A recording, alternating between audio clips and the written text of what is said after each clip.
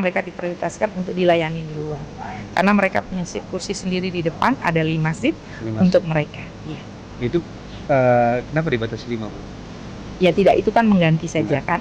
Mereka kan pemilih disabilitas, pemilih yang diprioritaskan. Jadi otomatis ketika ada yang duduk di situ, mereka akan diprioritaskan untuk didahulukan, begitu, untuk dilayani lebih dulu. Kemudian pertegas soal yang tadi itu kan, yang misalnya dia warga, katakanlah tadi yang dari Bapak yang tadi tinggal di Worsi, kemudian namanya tercantum di Amban, sampai menanyakan bahwa DPT. mana yang lebih penting, yang tercantum di daftar itu atau yang tercantum di daftar itu. Jadi undangan itu ketika masuk ke menyalurkan hak pilih harus dicocokkan atau diverifikasi dengan KTPL. Jadi itu harus dicocokkan, pemilik undangan dan KTP itu harus sama. Baru pemilih bisa masuk ke dalam TPS untuk mengikuti proses pemilihan suara.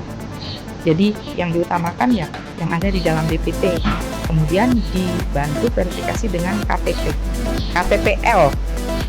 Artinya kalau mereka supaya sesuai dengan tempat tinggal, berarti harus dulu cek di online. Cek DPT online. Nah, masyarakat pemilih dari sekarang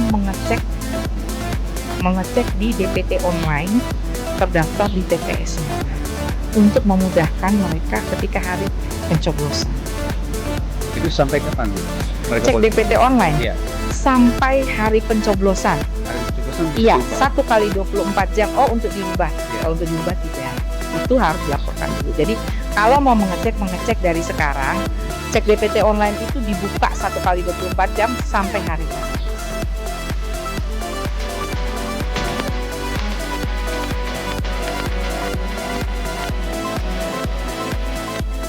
Terima kasih sudah nonton.